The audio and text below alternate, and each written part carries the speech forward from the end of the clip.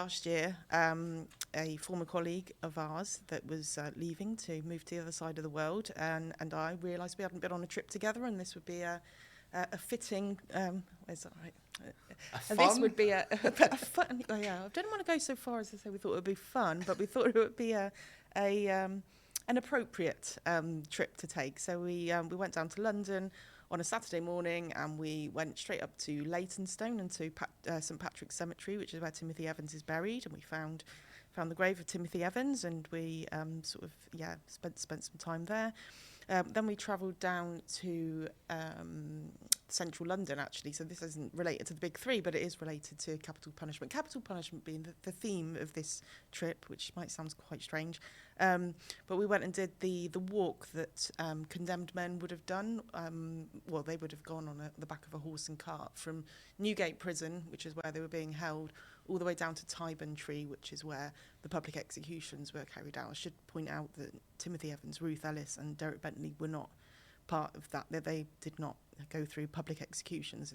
We're going kind of quite way back in history to when this was happening. So we sort of followed some of that route on foot. Some of it's a bit dull, like they say, the shop Zara marks the point at which Oxford Street became Tyburn, and you kind of think, well, I don't really want to go and look at Zara as something and take pictures as some kind of sightseeing trips. So some of it we did by tube. The boring bits we did by tube, but it ends with a pub, which is where the condemned man would have his last drink before being taken up to the gallows. So we went there and had a pint, and then we went up to Hampstead, which is where the Magdala pub is, which is where Ruth Ellis shot her victim.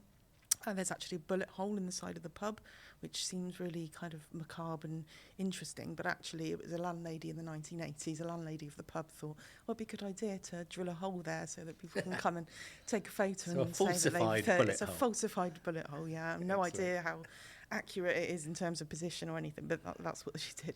And then we went down to Croydon and we visited the grave of Derek Bentley. So we managed to kind of get in a site for all three of these cases. And Derek Bentley's got an interesting inscription, doesn't it? So Derek Bentley's sister fought very hard to get this inscription to be allowed, actually, because I think of obvious reasons the authorities wanted to prevent it. But it says, here lies Derek Bentley, a victim of British justice, which is it's quite moving to see, actually. Yeah. And that's sort of a bit of a theme with this podcast, isn't it? So I guess we can ask the question, is Timothy Evans offender, a perpetrator, a murderer, or is he, in fact, also a victim of British justice? Yeah, exactly. So that's what we'll be exploring today.